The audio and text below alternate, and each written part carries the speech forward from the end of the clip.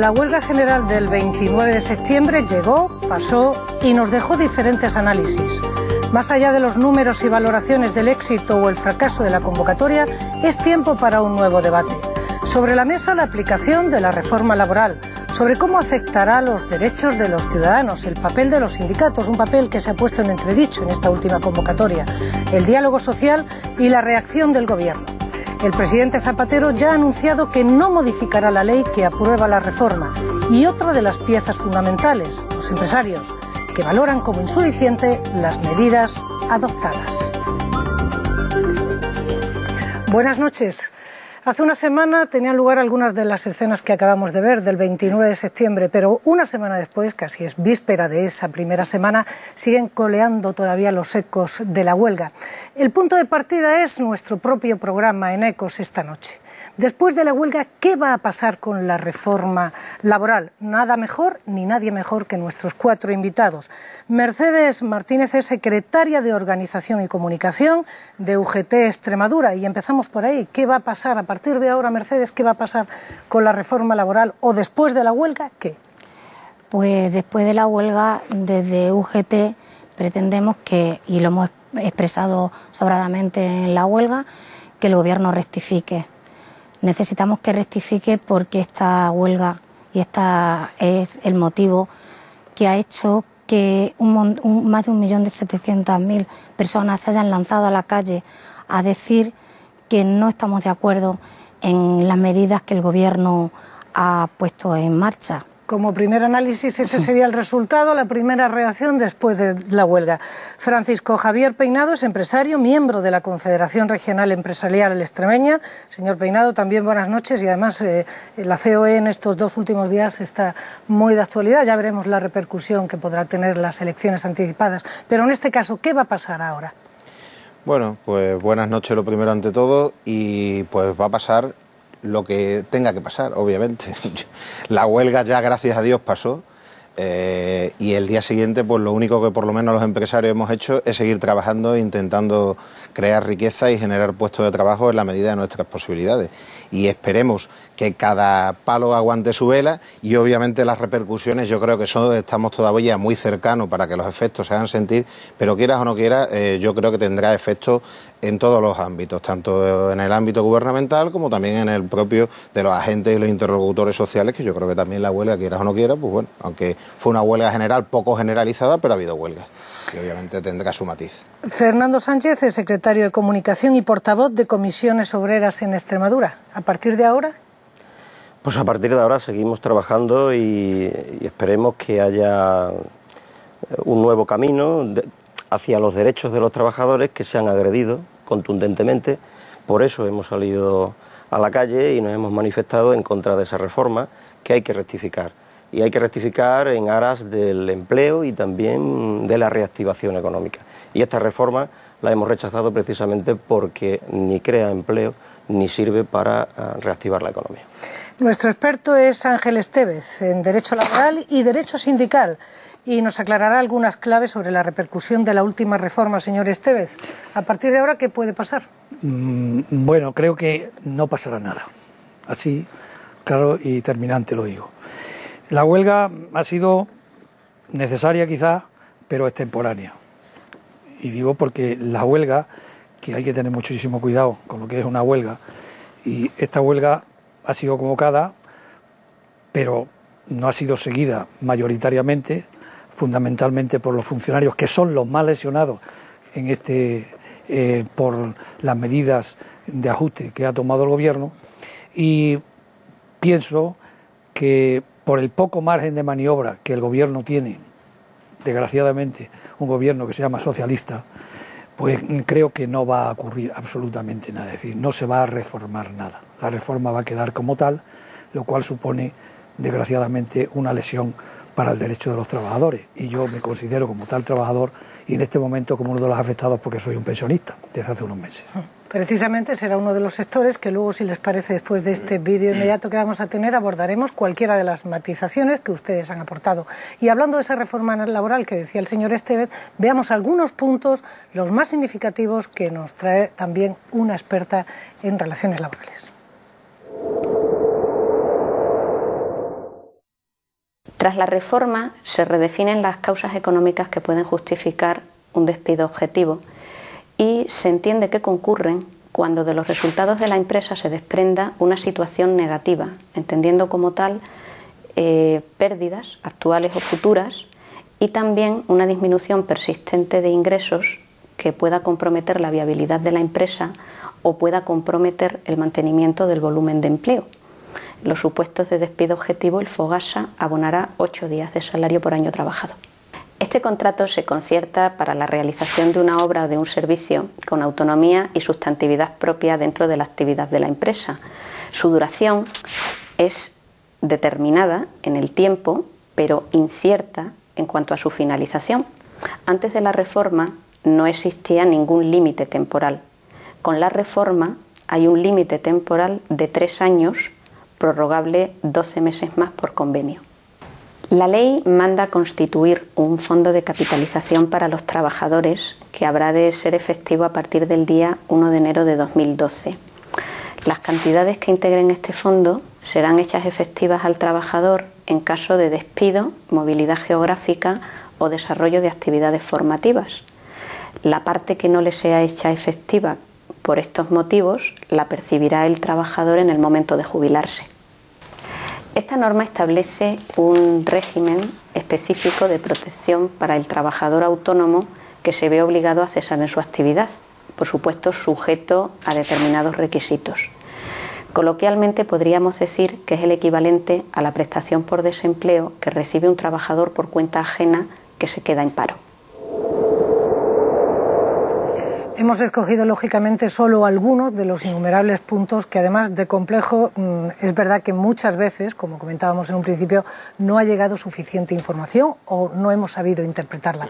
Pero precisamente, señor Peinado, uno de los puntos que más preocupa y que está siempre, se lo digo a todos ustedes, pero me dijo primero a él como empresario, es el despido. Es la rebaja del despido. ¿Va a costar menos de verdad despedir a un trabajador? Pues no, la realidad es que no.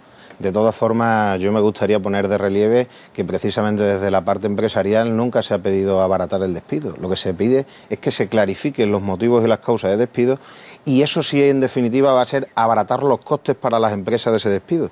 Porque no es lo mismo lo que percibe el trabajador como indemnización de despido que el coste que tiene para esa empresa ese despido, si tenemos en cuenta que el 70% de los despidos en España termina judicializándose y que la justicia, por mor del colapso que tiene y la lentitud, obviamente, por esa quizás falta de juzgados, de número de juzgados adecuados para ver todas estas causas que pueden venir en momentos como los actuales, pues se demora tremendamente. Eso hace que haya unos salarios de tramitación, unos gastos de abogados y una inseguridad jurídica que es uno de los puntos que más nos preocupa a nosotros y que la reforma tampoco soluciona, porque a pesar de que el despido objetivo se haya intentado clarificar, y es cierto que ahora se permite que se pueda hacer una previsión de que una empresa que va a entrar en quiebra, no esperemos a que esté ya en quiebra para poder aplicar ese despido objetivo, porque eso ya existía antes de la reforma. Lo que ocurre es que era obligado que esas pérdidas fueran históricas, o sea, ya en firme. Y ahora lo que permite precisamente es que se hagan. Pero en definitiva, la inseguridad jurídica no se soluciona con la reforma. Veremos con el señor Esteves. A ver, sí. Hombre, la inseguridad jurídica con esta reforma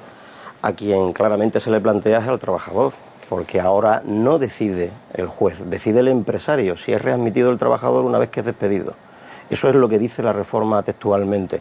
De todas formas, vamos a ver. Yo no lo he visto eso en ningún sitio, Fernando. Sí, eso. Yo no lo he visto y la he leído aquí entera. Tenemos a un jurista y no lo he leído, en la letra por lo menos no lo pone. De todas formas, Javier, vamos a ver. El despido, claro que se abarata con esta reforma. ¿Cómo no se va a abaratar si pasamos de 45 días de indemnización a 33? Y además, el despido objetivo clarifica absolutamente en el sentido en el que vosotros queríais. Es decir, ahora mismo lo que tú has relatado, nosotros le damos un nombre quizás muy eufemístico, que es el despido preventivo. Es decir, ¿cómo se pueden prever las pérdidas en una empresa? Cualquiera, y más con el tejido empresarial que tenemos, el tejido empresarial y productivo que tenemos en esta región. Si aquí nos va a afectar más que nadie, y a los datos nos remitimos, ayer salió el paro. Ayer salió el paro. Y la gente tiene que entender y tiene que saber, que yo creo que por desconocimiento no se sabe, que la reforma está en vigor desde el 1 de julio. Y desde el 1 de julio para acá, en Extremadura, concretamente, no se ha creado empleo con la aplicación de la reforma. Todo lo contrario, 7.000 desempleos más. Es decir, uno de los objetivos de la reforma, que era crear empleo, pues bueno, ya parece ser que hasta los expertos concuerdan en que esta reforma no va a crear empleo. Entonces, ¿para qué sirve esta reforma? ¿Para quitar derechos? Esa es una cuestión que vamos a plantear. Vayan concretando, señor Esteves y Mercedes, que también el tema de la reforma laboral, yo que he llevado tantos años en la vida, en fin, como experto laboral, es decir, en la jurisdicción social, laboral, etcétera, en fin, como quieran llamarle, porque se han pasado de nombres que era la magistratura de trabajo, nombres sustantivos, adjetivos calificativos, como abogado de lo social, bueno, pero en definitiva, pues he visto muchas reformas a lo largo de mi vida. Lo que sí es cierto, y en esto estoy con el miembro de Comisiones Obreras que representa en este foro, pues lo que sí es cierto es que cada reforma laboral es un recorte a los derechos de los trabajadores. Eso es clarísimo, eso es claro. Inseguridad jurídica, pues bueno, no sé yo si la inseguridad jurídica se produce precisamente con esta reforma. No, porque la tutela judicial efectiva sigue existiendo. Y además, una de las cosas que dice, me he leído la reforma laboral, que son 148 folios que tiene la reforma laboral. Por cierto, técnicamente, primero el decreto ley y luego la ley de septiembre del 2010 tiene 148 folios.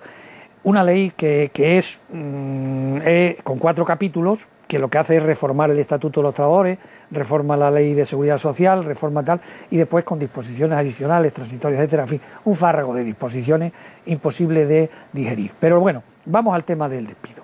Despido objetivo que son o bien individual o bien colectivo. Evidentemente, se tecnifica, por llamarlo de alguna forma, casuísticamente lo que era un despido objetivo de tipo general que producía después un despido improcedente con 45 días de indemnización, máximo 42 mensualidades, ahora se tipifica tanto que incluso el propio legislador dice, no, para que no se vaya el juez, la tutela judicial efectiva, se vaya el despido improcedente, vamos al despido improcedente disciplinario. Quiero decir, vamos al despido objetivo a tipificarlo. ¿Y cuál lo tipifica? Pues dice, efectivamente, pérdidas presentes o pérdida futura, con lo cual es algo que eso es lo que tiene que... hay que decir, concluye, por favor, para que Mercedes pueda intervenir. Sí, efectivamente, no, pero que pueda interrumpir, yo admito la interrupción. Lo que sí es cierto es que, efectivamente, prever que una empresa va mal por razones técnicas, organizativas, de producción y económicas, pues bueno, hay que ser un poco profeta, y eso es bastante difícil. Mercedes. Y eso supone, naturalmente, un poco de inseguridad jurídica, y en eso estoy con... y nos tiene que aclarar también la cuestión preventiva que decía en un principio Mercedes. Yo realmente estoy en la línea de Ferrando en el sentido de que con esta reforma el trabajador está totalmente indefenso, totalmente indefenso. Los juzgados no los han cerrado, que yo sepa. No, y sí, totalmente indefenso. Porque en el momento que derechos, pero indefensión no. Pues la indefensión efectiva sí existía. Claro, vale, el poder que se tenía antes de poder tener al trabajador con más garantía en la empresa se pierde en el momento que cualquier empresa, simplemente con estimar que va a perder, solamente con estimarlo, o sea, un día el empresario se levanta y dice, este año... No solamente que va a perder, sino que va a tener menos ingresos. Este año pero tenéis un desconocimiento total de lo que es una empresa y de cómo se gestiona una empresa. Perdone que termine Mercedes, y sí quiero, antes de pasar a otra cuestión, insisto, que termine con que el empresario se levante, y tenemos, todos conocemos empresarios formales y serios, y empresarios que son otra cosa. Claro, y los trabajadores también. Entonces, los hay en ese momento, formales y serios, y los hay que son otras cosas. Eso lo hay en todos los colectivos, que yo quiero insistir, y es que con el despido de los 20 días, en cuanto el Fogasa paga esos 8 días, estamos haciendo que recaiga en cada uno de los contribuyentes, le estamos dando dinero al empresario para que despida. Estamos facilitando. ¿Pero ese dinero quién lo da? Perdona. El contribuyente. ¿Pero el Fogasa quién lo paga? ¿Quién ingresa en el Fogasa? Los trabajadores. Los trabajadores. Bueno, los trabajadores y la empresa. Y la empresa a través de las cotizaciones sociales. Yo que trabajo, entonces, que yo sepa, ayudando, nadie está dando. Es lo mismo. Sí, yo que si trabajo, en el desempleo entonces también se le da, ¿no? Son prestaciones a las que se está cotizando, y precisamente una parte importante de las cuotas, y además perfectamente desglosada, es lo que nutre los fondos del Fogasa. Fondo de garantía salarial. Entonces no hay ningún menoscabo en eso, las arcas públicas, puesto que eso es un fondo que tiene que estar garantizado y que lo nutren las empresas y los trabajadores con las cotizaciones sociales. Lo que sí quiero que me aclaren es algo, Fernando, perdón. fue el problema que provocó que la COE unilateralmente se levantara de la mesa del diálogo social. La primera levantada de la mesa, que fue unilateral. No, la COE de momento no se ha levantado unilateralmente de ninguna mesa. No. Hay que recordar a la gente, tiene memoria. Aunque yo creo que históricamente hablar de no teníamos el diálogo social tripartito y se levantó la COE porque pedía una rebaja de 2 puntos de las cotizaciones. Una cuestión para matizar nada más. Dijo que ella no negociaba. Perdónenme, si evidentemente señor Peinado. no se podían tocar las negociar a lo mejor no es levantarse físicamente, pero es impedir la negociación. Perdónenme un momentito porque Mercedes ha introducido algo que me gustaría, señor Peinado, que se terminase de aclarar también con el apoyo. Ha venido a decir algo así, que si un empresario un buen día se levanta y ve que no va a tener, que es algo...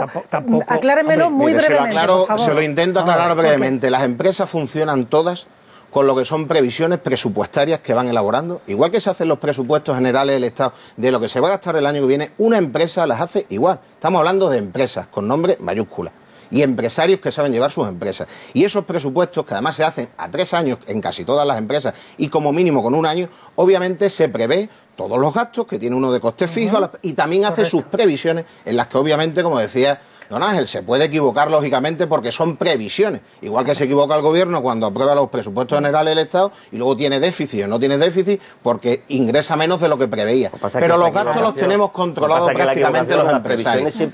Y esas previsiones de ingreso, obviamente, como está la situación ahora mismo coyuntural que tenemos, obviamente son a la baja. Luego entonces yo, si mi empresa se dedica a la venta de aceitunas y hago una previsión para el año que viene, que en vez de vender lo que he vendido este año, voy a vender la mitad, obviamente tendré que bajar gastos de estructura en la mitad e intentar ser más competitivo y productivo para que la empresa no cierre. Y de las pocas cosas buenas que tiene esta reforma es que prevé por lo menos la posibilidad, aunque digo, da una inseguridad jurídica total, prevé que objetivamente una empresa no esperemos a que esté ya, digamos, muerta o ya agonizando para decir ahora tengo que despedir a los trabajadores, sino vamos a ponernos en una situación anterior, porque no olvidemos que empresa que se destruye se tarda en construir 5 años y destruir el tejido empresarial es malísimo, aunque tan malo sea el despido obviamente de los trabajadores, pero a veces es necesario para poder salvar una empresa y en un futuro que cuando cambie el ciclo económico se relance antes la posibilidad de creación de empleo. Veamos y realmente cuando cambia el ciclo económico, luego todo ese personal que ha salido se reabsorbe. Si lo absorbe la propia producción, sí. Esos son problemas ya de la economía. Esa es otra cuestión. Que están fuera, efectivamente. Es que esos son temas económicos, claro. Yo quiero que entren ahí, en la reforma laboral. Hemos apostado por un sistema, tanto gobierne que lo marca la Constitución, que es la economía de mercado. Y esa economía de mercado pues es un eufemismo, es decir, una economía capitalista, es decir, de producción, es decir, una economía que no es colectivista. Y al apostar por eso, tanto un partido que se dice de izquierda y un partido que se dice de derecha, o centro-derecha, o centro-izquierda, me da igual. Entonces, al apostar por eso, pues bueno, pues tenemos que jugar con esas cartas. Y esas cartas son, primero, que la economía tiene que estar saneada y después hará la política. Es el primum vivere de inde filosofare. Y esto, efectivamente, el empresario. Yo no estoy con la empresa, tampoco estoy con los sindicatos. Soy un trabajador, evidentemente. Soy un trabajador durante toda mi vida. ¿Y qué es lo que ocurre? Bueno, pues que la empresa tiene que generar beneficios y el beneficio tiene que ser un beneficio para todos. Claro, si la empresa no genera beneficios, evidentemente todos vamos mal, que es lo que está ocurriendo. Efectivamente, en una empresa, lo mismo que en cualquier presupuesto que se haga, en fin, yo he estado muchos años en la administración y preveía los gastos que son fijos no preveía, mejor dicho, los gastos eran fijos. Los gastos. Sin embargo, los ingresos son previsibles. Correcto. Previsibles. Quiere decir que pueden venir o no pueden venir, porque la coyuntura puede ser mala, y entonces resulta que hago que los gastos, al ser fijos, a ser algo fatal, que tienen que venir, pues claro, ¿qué ocurre? Tengo que eso es lo que se llama presupuesto, tengo que unirlo con los ingresos. Si los gastos me desbordan por encima de los ingresos, entonces la empresa entra en concurso de quiebra. Pero en ningún momento, en esas circunstancias, en ningún momento había ningún impedimento para que esa empresa despidiese a los trabajadores. Entonces, ahora lo que se hace es permitir que estos trabajadores salgan más rápidamente al medio. Lo que se pretende es que las empresas no lleguen a esa situación. La legislación laboral en este país ha sido lo suficientemente flexible como para facilitar el despido. Pero esta reforma de la legislación laboral lo permite muchísimo más, lo facilita muchísimo más el despido. El jurista además nos ha dado la razón de una manera muy técnica.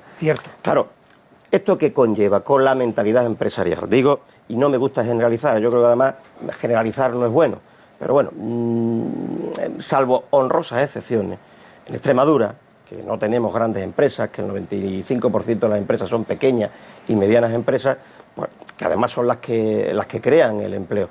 Tenemos una mentalidad, o tienen los empresarios una mentalidad muy particular, y es que para ser competitivos se basan en los costes laborales, en vez de basarse en otras propuestas, en I, más D, más I, en invertir en capital, en invertir en capital humano y demás. Pero si es que hay pruebas. Vuelvo a decir lo mismo. Sí, Javier, hay pruebas. Hay que estar dentro de las empresas para saber lo que son los expedientes de regulación de empleo que hemos negociado en estos 2 últimos años en Extremadura empezaban con la propuesta empresarial de suspensión de contratos. Y al final, con propuestas de viabilidad para la empresa, nosotros hemos conseguido firmar la mayoría de esos ERE solamente de suspensión o reducción de contratos.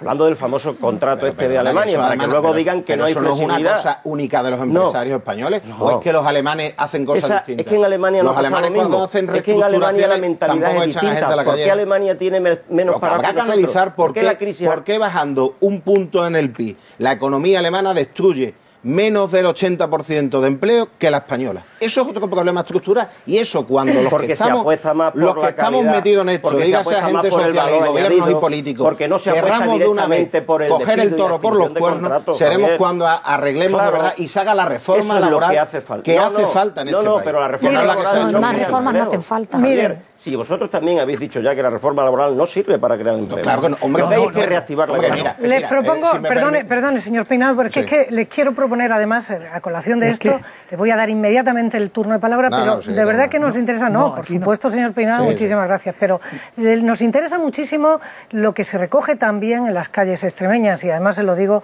especialmente cuando todavía están los ánimos de la huelga general, en un sentido o en otro. Escuchemos, veamos lo que dicen, porque creo que hay para todo el mundo.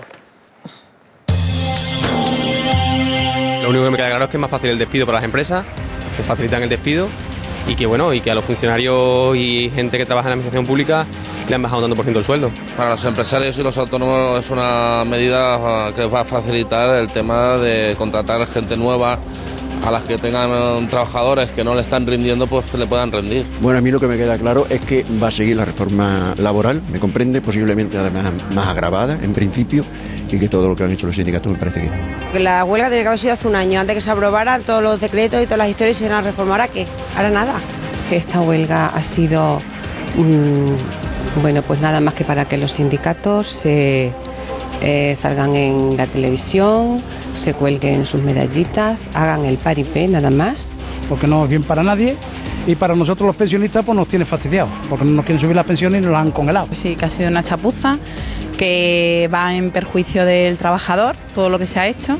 Digamos que hemos perdido derechos. Si antes teníamos poco, ahora tenemos menos. Se ha abaratado el despido, aunque no se quisiera, algo se ha abaratado el despido. Y también me ha quedado claro que algo de eso había que hacer, porque había presiones de todo tipo, sobre todo desde el campo empresarial y demás. Esa reforma se tenía que haber planteado y se tenía que haber trabajado antes de haberla firmado. Una vez firmada ha sido un pataleo esta huelga, nada más. Con todo lo que hablan de la reforma laboral y todo, nunca han nombrado la empresa para nada. Y si la empresa no funciona, ya puede ser zapatero, virguería, porque el que da trabajo es la empresa, no el zapatero. ¿Toda esta crispación mejora la situación?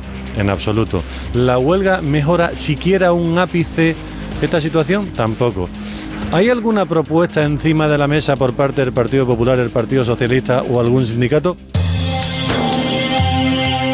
Pues casi que nos sirve de referencia a todos ustedes. Voy a empezar. Pero, perdón, señor Estévez, es que le iba a comentar una cuestión nada más, muy breve. ¿Por qué creen que tras esta huelga ha habido como una especie de desencuentro entre la ciudadanía y ustedes, los sindicatos? ¿Os ha puesto en entredicho? ¿Hay una crispación, como dice? ¿Para qué? ¿Hasta qué punto? Se lo pido muy brevemente porque el señor Estévez también tiene que intervenir. Yo creo que primero tenemos que aclarar algunos conceptos. Los sindicatos no nos sometemos a la ciudadanía, los sindicatos nos sometemos a los trabajadores y a las trabajadoras de este país, de esta región. Nosotros, como los políticos, nos sometemos a las elecciones, por eso estamos legitimados como sus representantes cada 4 años en las empresas. Por cierto, con un índice de participación muy superior a las elecciones políticas. Dicho esto, no ha habido un desencuentro. Alguien decía en el vídeo que por qué no lo hemos hecho un año antes y por qué lo hacemos cuando la reforma ya está encima de la mesa. Nosotros lo hacemos cuando se produce la agresión directa a los derechos de los trabajadores. Y la agresión se ha producido. Y las huelgas sí sirven. Las 6 huelgas, esta es la sexta, las 5 huelgas generales que se han hecho en este país en el corto periodo democrático que llevamos desde el 75, pues han servido siempre para algo. Recordar solo la última, la del 2002, con un decreto, el famoso decretazo, que así se denominaba a nivel popular, que ya estaba aprobado. Y 4 meses después de la huelga general del 22, o sea, de 2002, pues se rectifica ese decretazo. Yo no sé si este decreto se va a rectificar o no se va a rectificar. Pero la situación era distinta. Yo siempre se lamento, dice eso, creo que los sindicatos son esenciales en un sistema democrático. Es decir, son instituciones básicas de la comunidad, es decir, tan es así que la Constitución recoge los sindicatos como elementos esenciales, como las Fuerzas Armadas, como los partidos políticos, como el Estado, como el idioma, etcétera, etcétera, en el título primero de la Constitución. Son instituciones básicas de la comunidad, tanto las asociaciones de empresarios como los sindicatos. ¿Por qué? Porque porque la Constitución es fruto de un pacto y hay que pactar todo, hay que seguir pactando continuamente. Bien. Ahora, eso abogamos siempre por el diálogo social. De acuerdo, no, el diálogo social. Pero claro, aquí ha fallado el diálogo social. Pero acaba de decir una cosa que me parece interesante. Efectivamente, la huelga, ha habido huelgas y ha habido huelgas generales. La huelga general es una cosa muy peligrosa porque puede salir el tiro por la culata. Porque no es una huelga sectorial, sino una huelga que convocas a la ciudadanía, no solo a los trabajadores, sino también a los ciudadanos, a los pasivos, que no son trabajadores, que son trabajadores desde el punto de vista pasivo, es decir, pueden estar en un sindicato, pero no tienen sindicato, pero sí que están en un sindicato. Con todos los respetos, don Ángel, a la huelga solamente pueden asistir los trabajadores y las trabajadoras. No se puede poner en huelga un pensionista, no se puede poner en huelga un militar, no se puede poner en huelga un militar sí se podría poner en huelga. Lo que pasa es que le está prohibido por el derecho de sindicación que no tiene por ciertos colectivos. Bueno, pero es un trabajador exactamente. Lo digo por las encuestas que han surgido. No, pero que te quiero decir que una huelga general es para la ciudadanía. Es más, el artículo 28 de la Constitución dice: todos tienen derecho a sindicarse, todos, es decir, todos los ciudadanos. Lo que pasa que después la Ley Orgánica de Libertad Sindical nos dice que los trabajadores, y amplía el concepto de trabajador. El concepto de trabajador no solamente el trabajador obrero asalariado y tal, sino también el concepto de funcionario. El funcionario que también tiene derecho a sindicar y por tanto tiene acción sindical y el derecho a la huelga. Excepción hecha de ciertos colectivos. El parado también. El parado, efectivamente, el parado, el jubilado. En cambio no hay delegados de parado en los sindicatos. Claro, efectivamente. Pueden formar asociaciones. No hay parado, no hay delegados porque con los parados tú no te puedes someter a su voluntad. Yo estoy convencido de que bueno,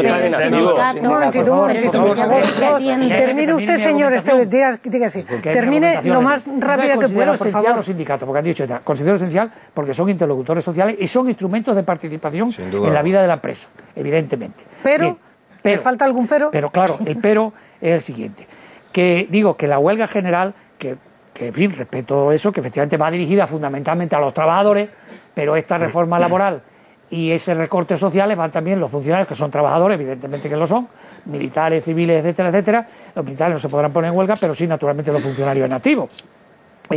Y después también, pues los pensionistas, porque los pensionistas también han sido lesionados en sus derechos en cuanto se le han congelado sus pensiones. Bueno, como consecuencia de ello, ese colectivo, esa huelga general, es una huelga general. Bueno, recuerdo el tema de Carrillo, que iba a la huelga general, en fin, cuando precisamente para derrocar el sistema, pues va a una huelga general. La huelga general va contra alguien. ¿Y quién va? Pues va naturalmente contra el patrono de patronos, que en este caso es el gobierno, clarísimo. Es decir, aquí lo que pasa es que parece ser que la huelga no iba contra nadie. Va contra las políticas de un determinado gobierno. Contra el gobierno, que es quien dirige la política económica. Tengo que interrumpirles un momentito. Sí, pero rápidamente, con la colaboración, naturalmente, de la oposición institucionalizada, que también tiene que dar alternativa. El sindicalismo constitucional, por muchas huelgas generales que haga, no tiene la capacidad de cambiar este país de gobierno. No debe tener. Los gobiernos se cambian en las urnas. Los gobiernos se cambian en las urnas. Que cada palo aguante su vela, porque es que parece ser que vamos a ser los sindicatos también los culpables de la muerte de Manolete. ¿Les parece, por favor, un momentito, que tengo que interrumpir? Solo un momentito nada más. No se vayan, porque va a ser tan breve que enseguida vamos a estar aquí, porque precisamente lo que vamos a tratar ahora es de este último aspecto, el sindicalismo y la huelga general. Estamos con ustedes inmediatamente.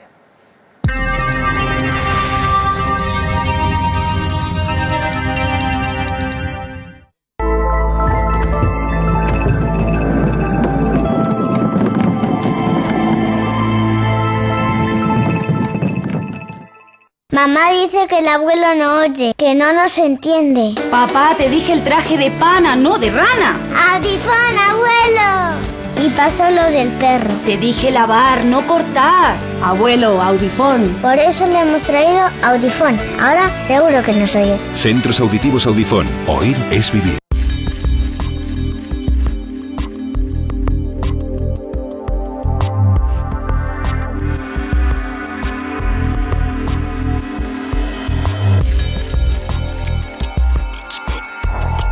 Urban Screens Cáceres 2010, del 8 al 10 de octubre. En Confort, lavadora Oxy 9 kilos, 499 euros. Confort Electrodomésticos para clientes que quieren más. Margarita, hoy te he abierto tu primera libreta de ahorros en Caja de Extremadura. ¿Y eso qué es? Cariño, una libreta de ahorro es para guardar el dinero y luego comprarte lo que necesites. Esta es la casa que la abuela y yo nos compramos con la ayuda de la Caja. ¿La Caja? Es quien nos guarda el dinero y si no lo tienes te lo presta. ¿Y a mí me va a pasar lo mismo? Sí, mi niña. Caja de Extremadura, siempre y ahora más.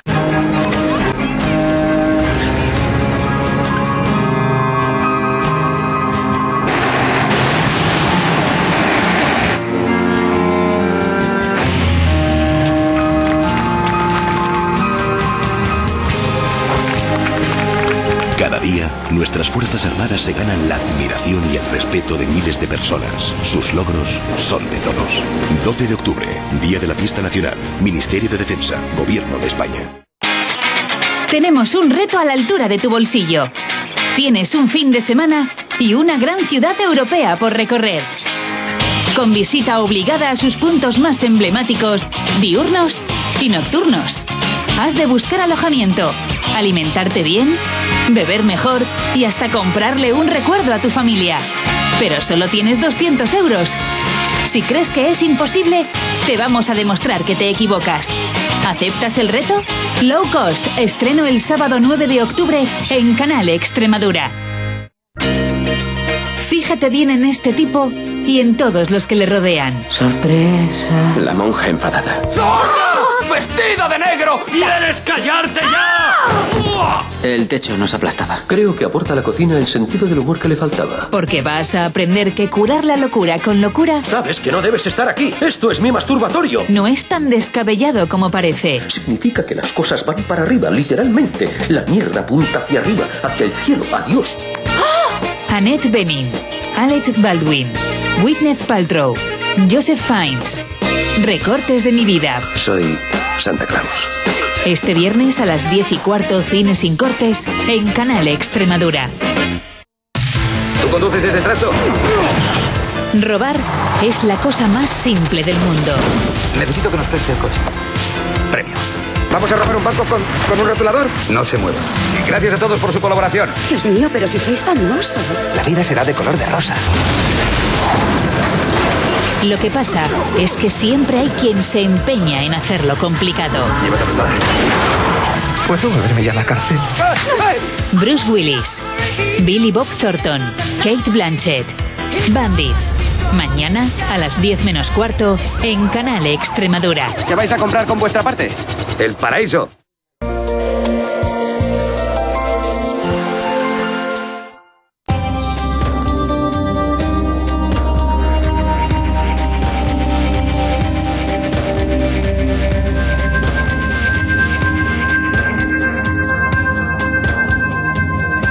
Esta noche, casi una semana después de la huelga general del 29 de septiembre, analizamos no solo la repercusión, sino algo interesantísimo que había quedado en esta primera parte del programa, que es la huelga general de quiénes, de todos, como se discutía en un principio. Por cierto, recuerdo un hecho que se pedía por ahí, no sé si fue también alguna especie de un tanto de broma, no creo que tan pesada, que los abuelos no cuidaran a los nietos en ese día. Fue algo que se difundió con un cierto sarcasmo. Pero me remito a lo dicho anteriormente, que tiene que ser el representante de los empresarios, el señor Peinado, el que nos matice alguna de las consideraciones de esa primera parte donde la calle nos había dejado un montón de cuestiones que plantear. Señor Peinado, ¿tiene ahí dos matizaciones, anterior y posterior? Sí, yo me gustaría matizar que efectivamente ninguna reforma laboral crea empleo. Eso es obvio. El empleo se crea cuando hay actividad económica pujante y cuando las empresas crecen, se fortalecen o se crean. Eso está clarísimo. Ahora, la reforma laboral, y es obligación de los políticos y los gobernantes más concretamente en este caso, sí debe de facilitar que las empresas, y máxime en la coyuntura actual que tenemos, españolas fundamentalmente, mejoren en competitividad, puesto que estamos en un mercado único y si la empresa española no tiene competitividad estamos abocados todos al fracaso y fracasarán todas las reformas laborales que se hagan y lo único que se harán es incrementar el número de desempleados, por desgracia. Y para mejorar esa competitividad es que se nos olvida, lo que en el tema no quisiese ser muy técnico desde el punto de vista económico, pero es que para ser más competitivas las empresas hay que mejorar la productividad. Y en la productividad el factor trabajo y el recurso humano es fundamental. Y eso, quiera o no se quiera también, hace que muchas veces la productividad se mejora de dos maneras. O produciendo más o metiendo menos input en la empresa. Menos input, ¿qué quiere decirse? Menos puestos de trabajo que consigan hacer lo mismo. Y ese es un ciclo que, por desgracia, cuando llegue la recuperación económica, seguiremos sufriendo. Porque cuando la empresa se reactiva, no necesariamente cuando la economía emerge otra vez y empieza a ser productiva y mejora su productividad, no siempre empieza a crear empleo a corto plazo. El empleo lo empieza a crear a más medio y largo plazo, si me permite. Y esos son temas muy importantes, porque entonces es obvio que el planteamiento de las empresas es mirar pues dónde está, qué puestos de trabajo tiene, si alguno se puede ahorrar y dónde se puede economizar. Porque obviamente también una cosa muy clara y que todas las familias entienden. Las empresas, por desgracia, facturas como la de la luz, lo que le vale el gasóleo de sus productos según los sectores que tengan, lo que tiene que pagar de impuestos y demás, por desgracia no lo puede tocar porque no depende de ella tampoco. Entonces, ¿dónde tiene únicamente la baja un empresario? Por desgracia, en el capital humano y en las compras de materia, intentando ser, eso sí, más competitivo también a la hora de adquirir sus materias primas. Mercedes, pero no hay otra. Yo no sé, tengo tanto acumulado ahí. Comentando que en el capital humano. Y sin embargo, desde los sindicatos entendemos que realmente la empresa lo que tiene que hacer es apostar en innovación. Sin duda alguna. Que no se está haciendo, Mercedes. Que no se hace. En inversión. Miremos en los últimos 15 años, en concreto en Extremadura, lo que ha habido en inversión por parte de la empresa. De los muchos EREs que hemos tenido en Extremadura, algunos de ellos han sido derivados de que los empresarios, en vez de apostar en innovación y en inversión para la empresa, el capital lo han derivado a la especulación. Y eso, habrá somos casos, conscientes. Habrá casos, como antes habéis dicho, mientras que los hay de todos los colores, pero no creo que sea la mayoría. Mientras la empresa y el empresario no considere que el factor humano, el trabajador, es un bien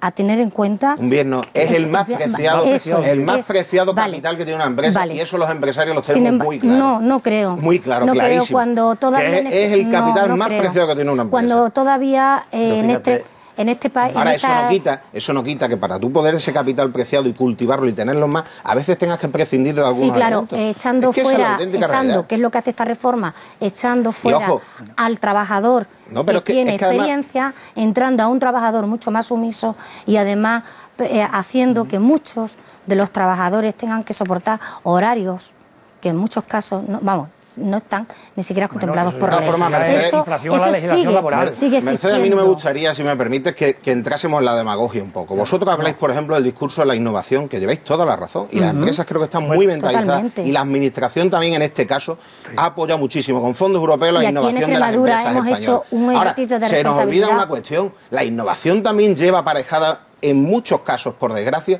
la pérdida de puestos de trabajo directos. Pensemos tan solo cuando yo era pequeño, iba a una entidad bancaria donde no había ni ordenador y se apuntaba todo en una libreta, lo que sacabas y entrabas, en cualquier urbana de un banco, por pequeño que fuese, había 10, 12 personas trabajando. Ahora llegas y hay 2, 3 a lo sumo.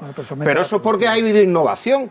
Pero efectivamente esos puestos de trabajo desaparecen de momento a corto plazo. Otra cuestión es que la economía, que es donde hay que buscar ese giro y ese cambio, tiene que ser capaz de crear luego y reconvertir esos puestos de trabajo a nuevos nichos de mercado, efectivamente. Y lo que, como será, si nos fijamos en el de los ordenadores, pues habrá que hacer fábrica para esos ordenadores y habrá que haber personas que mantengan esos ordenadores. Pero ojo, eso es un proceso que innovar a veces también va aparejado a cortísimo plazo con destrucción de empleo. Y a vosotros se os olvida esas cosas también. No se nos olvida porque... No se nos olvidan. Fíjate, Javier, que en tu intervención anterior has hecho hincapié en que la competitividad se basa en los costes de los trabajadores, en lo que le cuesta a una empresa mantener a los trabajadores y en los ingresos del producto que se vende. Pero no has hablado en ningún momento de uno de los elementos principales y sustanciales de la competitividad, es la calidad del producto.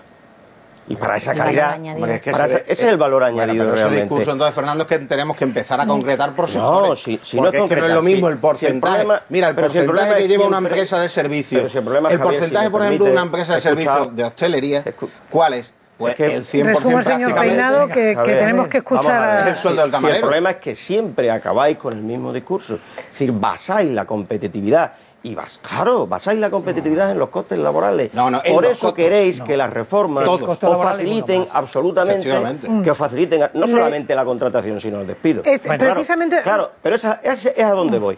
También se desprende y se puede desprender, y hombre, me gustaría públicamente que nos lo aclarara, si tú has querido decir que, bueno, esta reforma ahora mismo lo que hace es plantear una situación para facilitar la creación de empleo, que por sí misma no crea el empleo. Eso ya estamos de acuerdo todos, aunque al principio se nos ha vendido que esta reforma tenía dos objetivos: crear empleo y acabar con la dualidad, laboral.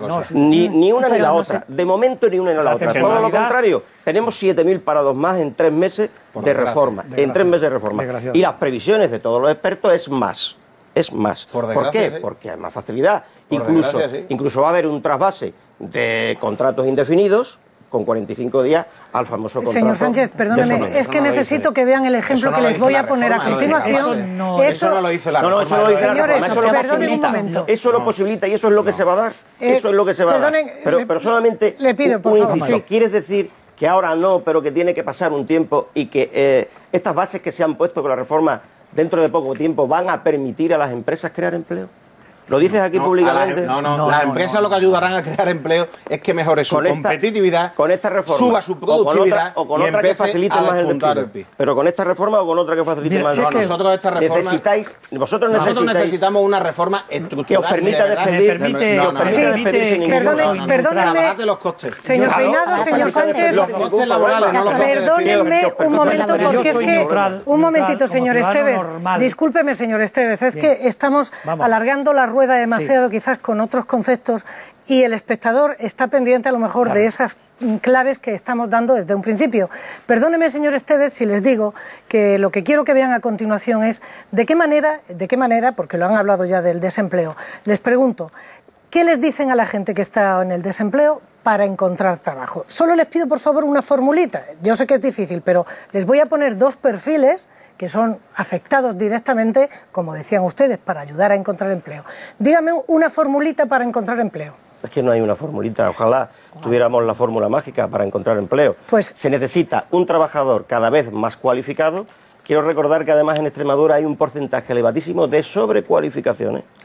De sobrecualificación. Pues entonces, mire, un estudio científico. Usted no ha visto el vídeo, pero quiero por favor que lo vean porque es el caso de una chica joven que va a hablar precisamente de eso y de otro señor de mediana edad en esa situación. Veamos y analicemos.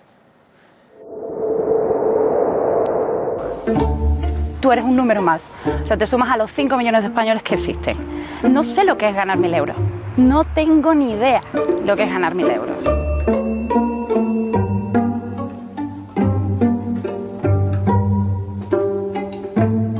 Empecé a trabajar con 14 años. A veces piensa eso, ¿no? Es que tengo mala suerte o no sé hacer el currículum.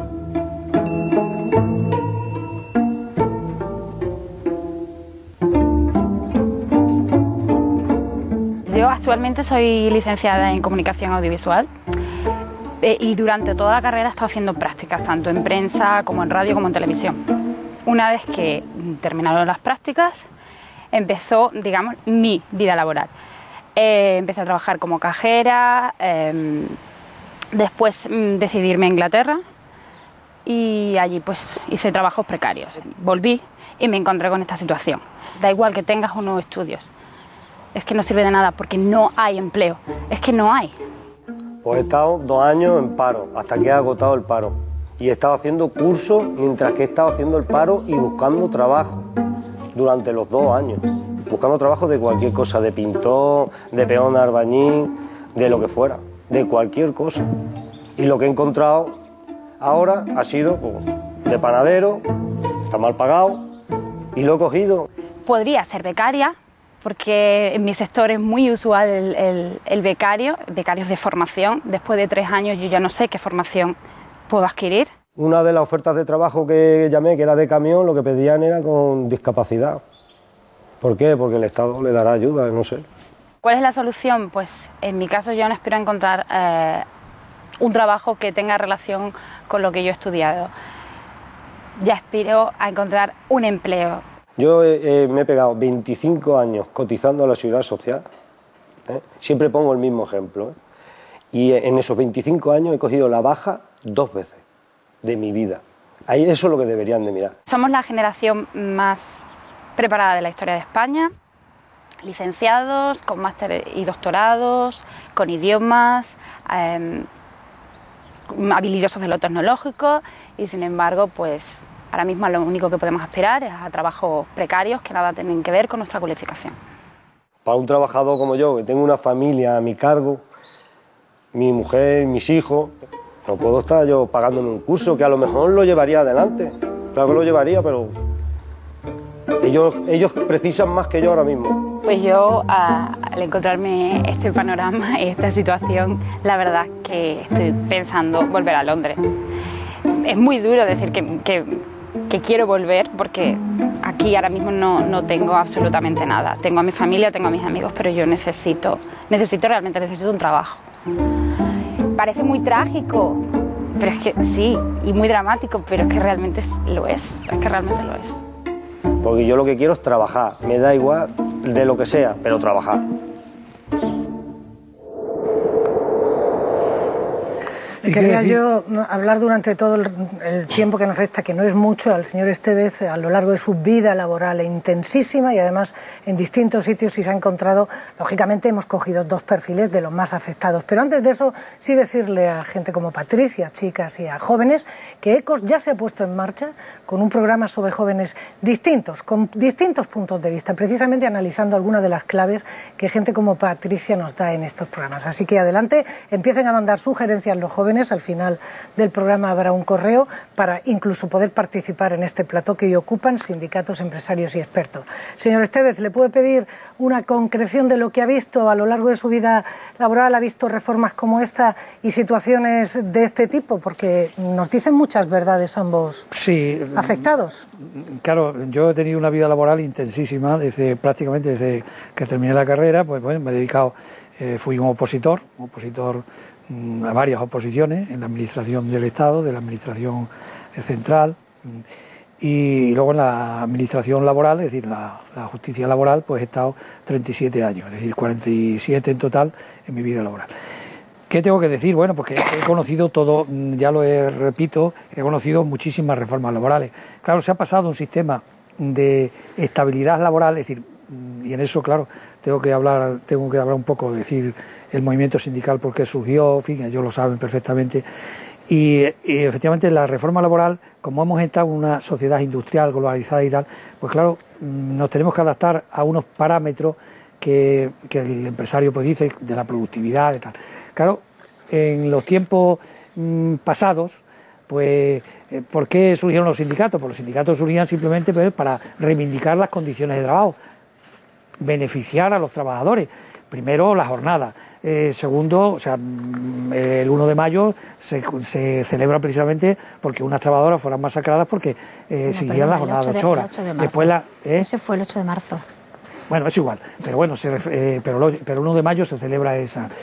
Bueno, que fue en Chicago, concretamente fue por eso se celebra el 8 del Día de la Mujer. Luego, aparte de eso, pues una serie de estabilidad en el empleo. Lo que no se ha logrado ya es la estabilidad del empleo, es decir, el último parámetro de la lucha sindical es la estabilidad del empleo. ¿Por qué? Bueno, pues porque estamos en unas condiciones de mercado que ya he dicho, que se ha apostado por ella, Occidente apostó por ella, y entonces, claro, la empresa tiene que producir, la empresa tiene que ganar, y en esa plusvalía, en definitiva, nos vamos un poco a la teoría marxista, en el sentido de que si hay plusvalía, se generan beneficios y esa plusvalía se paga al trabajador. ¿Quién sufre o son afectados por esa...? Siempre los más desfavorecidos, los trabajadores y las trabajadoras.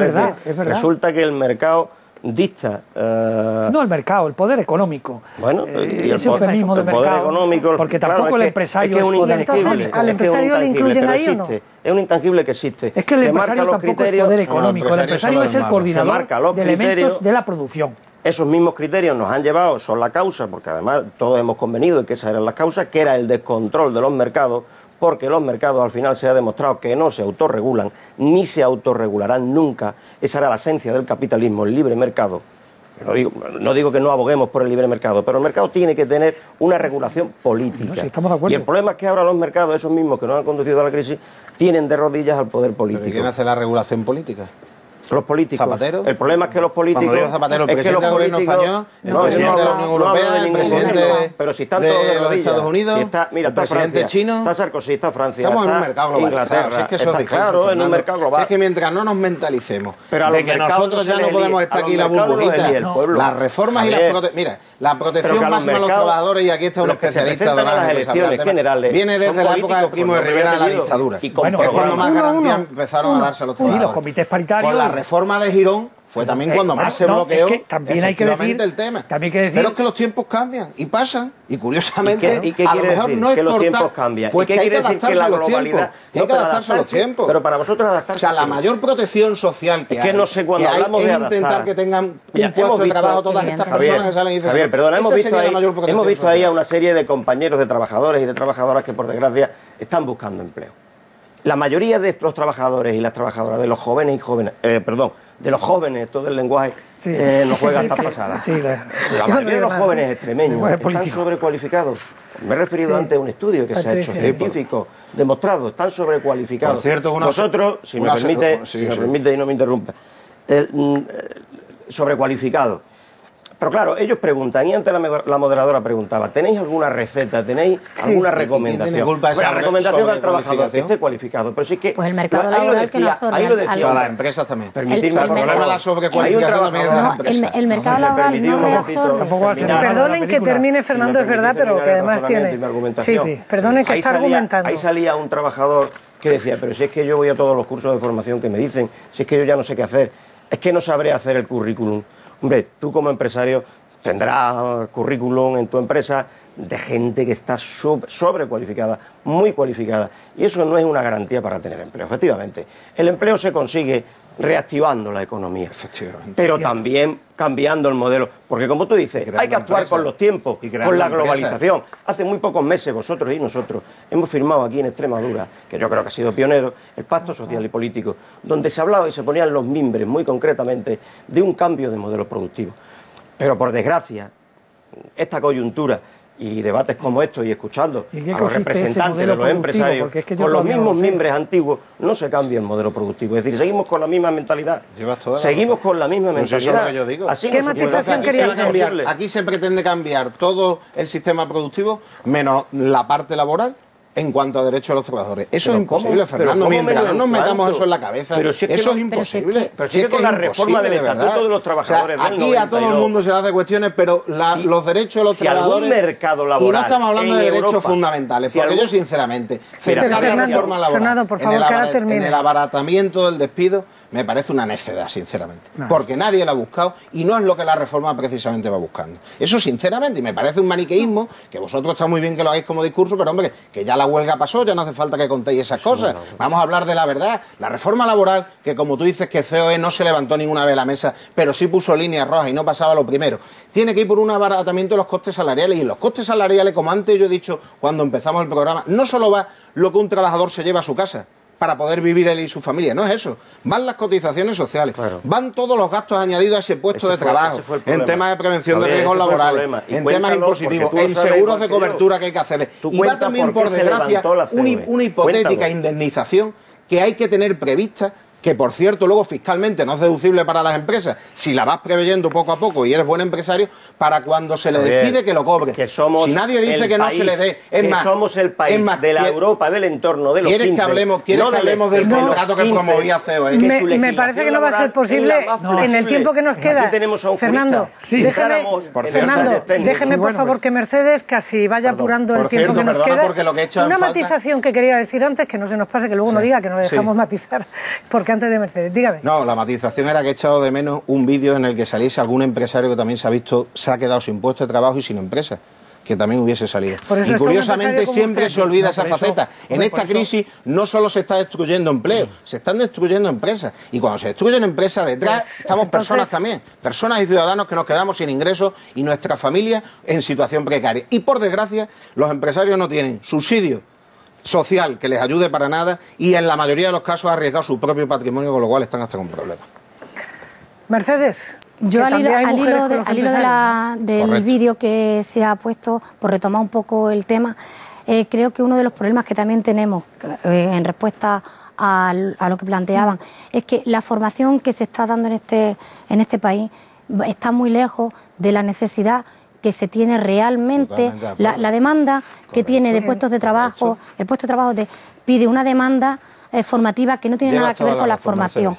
Eso hace que, además, eso también lo aprovecha muchas veces el empresario, porque contrata a personas sobradamente preparadas para puestos de trabajo menores de categoría. ¿No tienen forma de canalizar esa formación? Entonces, lo que está pasando es que se está buscando a un trabajador con las 3 B: bueno, bonito y barato. Y cualificado.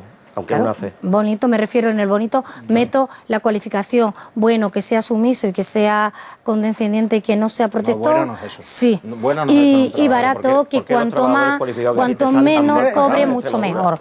Por eso insisto en que si se hace un análisis de los puestos de trabajo, en muchísimos puestos de trabajo hay chicos y chicas sobradamente preparados que están ocupando puestos de cajeros. Lo que hay trabajadores que cobran en función del puesto, si lo está diciendo Mercedes.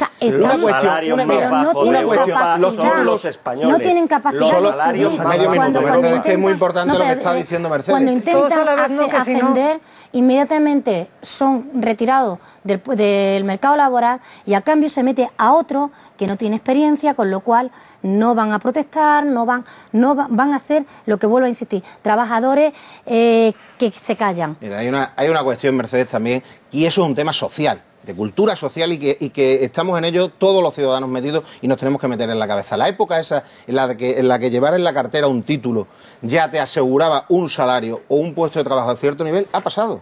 La universidad hay que tomársela como cuando la fundó Alfonso X el Sabio fue el tema, como un centro de cultura y de adquirir conocimiento, incluso para enriquecerse a sí mismo.